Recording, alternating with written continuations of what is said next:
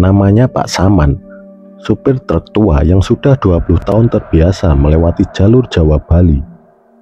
Malam itu, ia membawa muatan besi dari Surabaya menuju Banyuwangi lewat jalur hutan Alas Purwo, salah satu jalur paling sepi dan terkenal angker di Jawa Timur. Jam menunjukkan pukul 00.30 dini hari. Jalanan lengang, hanya cahaya lampu truknya yang menembus pekatnya malam. Suara jangkrik sesekali menemani perjalanannya. Untuk mengusir kantuk, Pak Saman menyalakan rokok kretek. Tapi entah kenapa, malam itu udara terasa dingin menusuk. "Ah, biasa, hutan begini memang wingit," kata Pak Saman dalam hati. Di sebuah tikungan, ia melihat sosok perempuan berdiri di pinggir jalan. Rambutnya panjang terurai, memakai kebaya putih kusam. Tangannya terangkat seolah meminta tumpangan. Pak Saman sempat ragu, tapi ia menepikan truknya. "Mau kemana, Mbak?" tanya Pak Saman. Perempuan itu tersenyum tipis. "Ikut saja, Pak, ke ujung jalan ini." Tanpa banyak bicara, perempuan itu naik dan duduk di kursi samping. Bau samar melati langsung memenuhi kabin. Beberapa kilometer kemudian, Pak Saman merasa ada yang aneh. Ia melirik ke spion tengah, dan bayangan perempuan itu tidak terlihat di kaca. Bulu kuduknya meremang. Pak Saman mencoba menenangkan diri, terus membaca doa dalam hati. Tapi tiba-tiba, perempuan itu menoleh dengan senyuman kaku di wajahnya. "Jangan berhenti, Pak, terus saja. Kalau berhenti, nanti bahaya."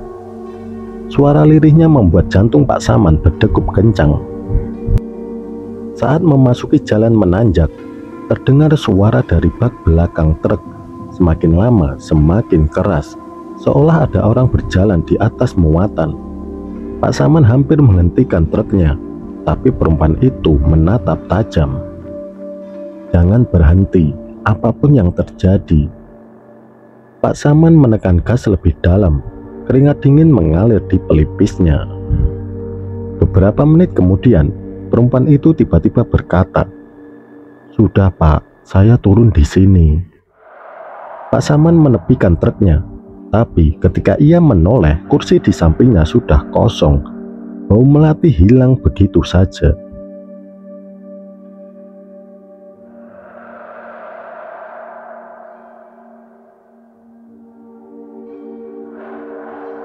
Setibanya di Banyuwangi, ia menceritakan pengalaman itu pada temannya sesama sopir. Temannya hanya menghela nafas panjang. "Sam, kamu ketemu penunggu Alas Purwo. Katanya dulu ada perempuan kecelakaan di situ. Arwahnya sering minta tumpangan. Banyak sopir yang tak selamat karena berhenti di tengah jalan." Pak Saman terdiam, tubuhnya gemetar.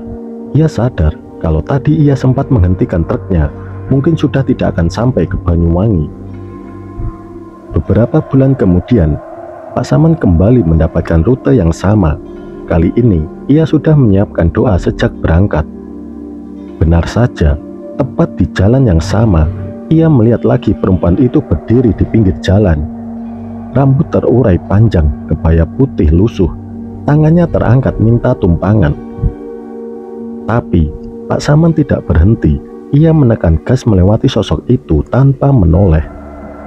Sekilas dari kaca spion, ia melihat perempuan itu melayang, bukan berdiri di tanah. Sosoknya perlahan menghilang di telan kabut. Sejak malam itu, Pak Saman bersumpah tidak akan lagi lewat Alas Purwo seorang diri di tengah malam. Ia percaya apa yang ditemuinya bukan sekedar halusinasi, melainkan arwah yang masih bergentayangan menunggu tumpangan. Dan sampai sekarang, di kalangan supir truk lintas Jawa, masih beredar mitos untuk tidak pernah berhenti di tengah hutan pada malam hari. Karena bisa jadi, ada penumpang yang ikut dalam perjalanan. penumpang yang bukan dari dunia manusia.